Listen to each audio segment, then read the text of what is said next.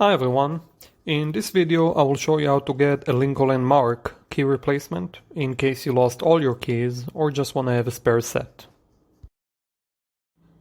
In addition, I will go over key replacement cost, types of keys, coding information, and some great tips to save you a lot of time and money. Before we start, we would really appreciate if you can like this video, and of course if you need any help you can contact us 24/7 and we will connect you with a locksmith near you. So, Lincoln Mark has two types of keys. One is a transponder key and the other is a non-transponder or non-chip key.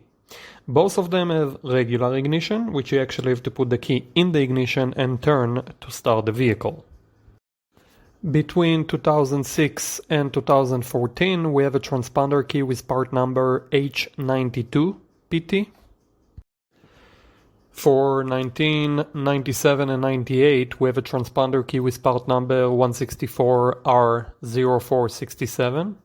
Both of these transponder keys must be coded on site with a special machine. Now, important note, Lincoln Mark models older than 1997 use a non-transponder key H60 or H51. We suggest you contact a mechanic in case you need a replacement key for older models. Now it's time for tip number 1. There are many different key fobs and transponder keys that looks exactly the same. However, they have a different chip value inside them, and if you get the wrong key, you get the wrong chip. Wrong chip, and you will not be able to start the vehicle.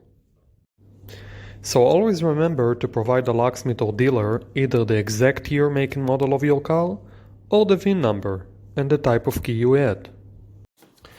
For example, 2014 Lincoln Mark transponder chip key. Now let's go over Lincoln Mark key replacement cost. You have three options to get a key replacement and the price varies depending on where you get the new key. First, get a key online and then have a locksmith or dealer cut and program it for you. Second, call an automotive locksmith who can come and make you a key and code it on site. And third, tow the car to the dealer. Online, you can buy it for about $10 and including cutting and coding, you should pay total about $180. A locksmith should charge you about $200 for on-site service at your location and the dealer about $250.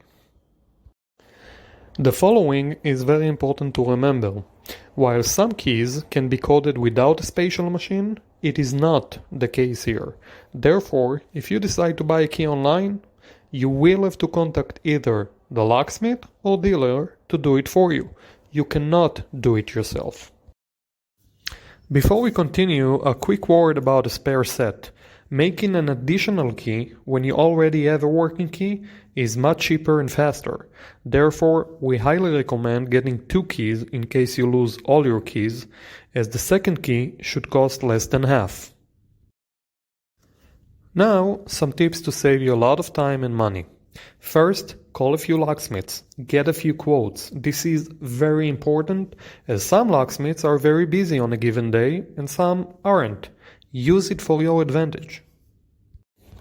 Second, try to call a few companies, even if they are not located right next to your location. Most locksmiths offer a mobile service, sometimes up to 30-mile radius. So even though the business address might be far from you, they might be helping the customer right next to you. Do your research, it will pay off. Third, try to schedule an appointment, if you can wait a while. Most locksmiths would prefer to give you a 10, even 15% discount if you can wait while they finish another job. This way, it can work out for everybody.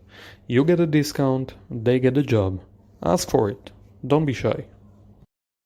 Finally, just like a mortgage, try to negotiate. If you find a better quote, tell them. Who knows? Maybe they will give you a better one. For more great tips, you can visit our blog post about car key replacement cost. That's it. I hope you liked this video and would really appreciate if you can give us the thumbs up, and thanks a lot for watching.